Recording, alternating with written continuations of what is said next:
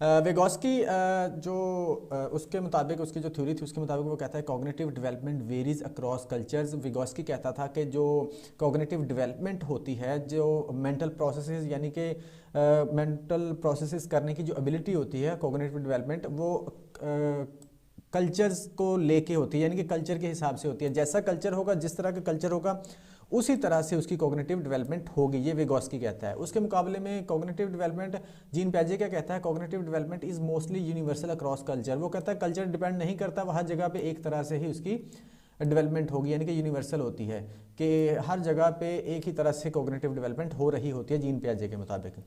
अच्छा जी, social processes become individual psychological processes. यहाँ पर वो कहता है कि जो सोशल, विगोस्की कहता है सोशल प्रोसेसेस जो होते हैं, जो सोसाइटी में बच्चा देखता है, अपने आसपास देखता है, वो क्या होते हैं, इंडिविजुअल साइकोलॉजिकल प्रोसेसेस बन जाते हैं।